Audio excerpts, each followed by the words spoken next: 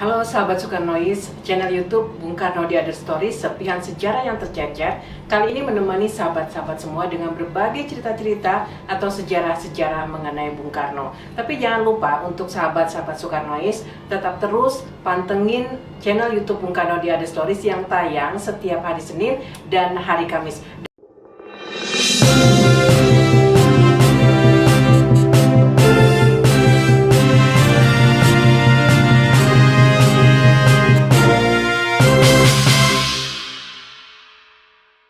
Nah, Mas Roso, kita ketahui bahwa banyak sekali ya sahabat-sahabat Bung Karno. Siapa saja sahabat Bung Karno yang juga merupakan guru spiritual Bung Karno? Ya, salah satu yang dia sebut Maha Guru itu adalah Cokroaminoto. Ya, itu memang harus kita akui sebagai guru bagi semua tokoh pergerakan kita. Bagi yang kemudian kita kenal beraliran kiri, tengah maupun kanan, itu Cokro.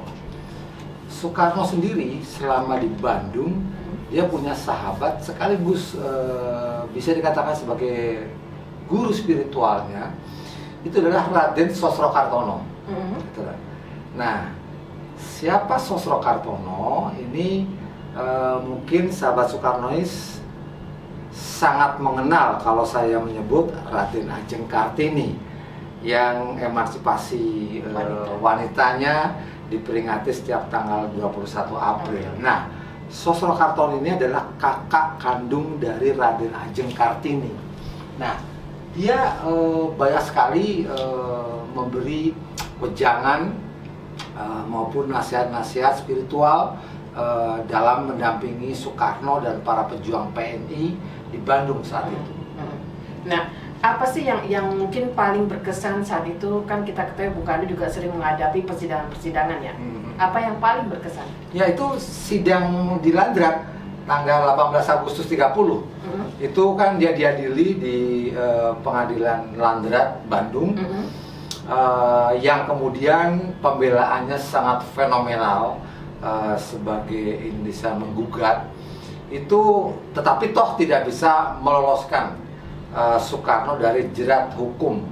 Dia dikenai pasal-pasal yang cukup berat karena tuduhannya adalah melakukan pemberontakan atau dalam kata-kata lain hendak menggulingkan pemerintahan Hindia Belanda.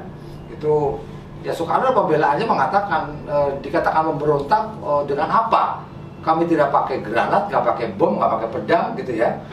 Yang kami punya hanya kepercayaan, yang kami punya hanya gagasan, mimpi, dan sesuatu yang diyakini itu akan terwujud. Bahwa gerakannya dilakukan secara revolusioner, ya. Revolusioner artinya menginginkan segala sesuatu secara lekas, cepat ya. Itu gerakan-gerakan yang sekarang mungkin kita sebut sebagai radikal. Nah, ketika malam selesai persidangan, Soekarno tetap dijatuhi hukuman. Itu malam sebelum besoknya putusan, itu 3 orang pengacara dan 3 orang sahabat Soekarno PNI itu sowan itu berkunjung ke rumah Sosrokartono.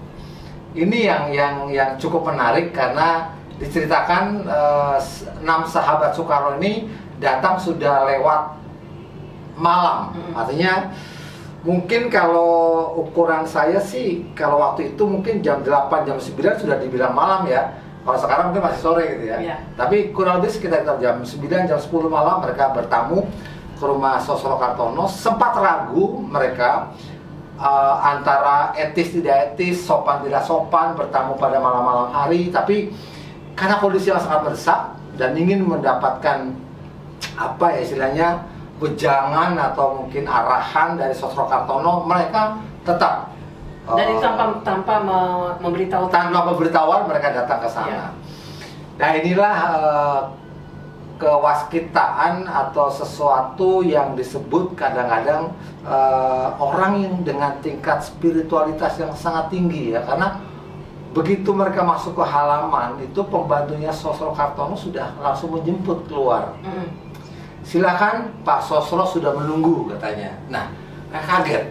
Padahal mereka merasa tidak pernah memberitahu pada sosok Kartono akan bertamu malam itu gitu loh. Dan lebih kaget lagi ketika mereka masuk, itu sosok Kartono sudah duduk dan tersedia 6 kursi, betul-betul 6 kursi. Dan mereka pun datang berenam. Artinya, loh kok tahu kami datang berenam? Akhirnya mereka datang malam itu dan berbincanglah tentang situasi pengadilan di Landrat, dan besok akan dijatuhkan vonis. Waktu itu sosok Kartono mengatakan bahwa Soekarno adalah seorang satria. Seorang satria bisa saja jatuh, tetapi dia akan bangkit lagi dan waktunya tidak akan lama lagi. Itu kata-kata sosok Kartono kepada 6 sahabatnya yang sangat direkam sangat baik. Dan mereka pulang ketika keesokan harinya mereka menghadapi sidang vonis. Benar, Soekarno dijatuhi hukuman 4 tahun, 3 orang sahabatnya dijatuhi hukuman separohnya gitu ya.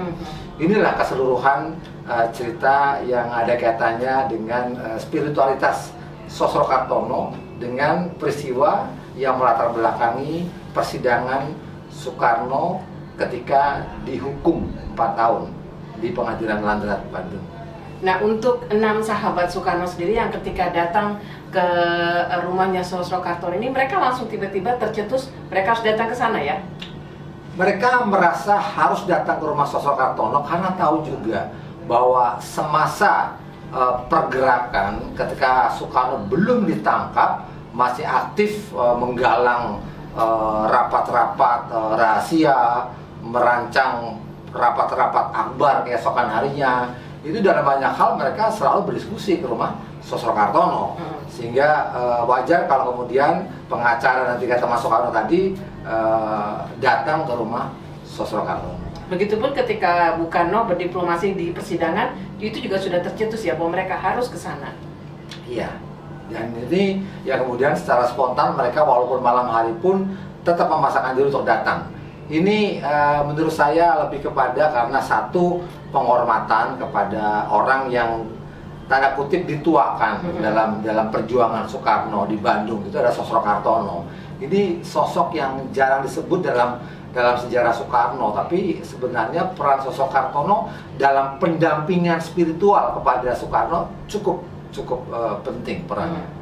Dan akhirnya memang tidak lama kemudian bangkit lagi kembali Soekarno ya? Benar, ramalan itu akhirnya terbukti bahwa setelah melalui peristiwa jatuh, dihukum, kemudian dia hari akan bangkit, dan ternyata memang benar dia bangkit dan menjadi tokoh dari negara kita.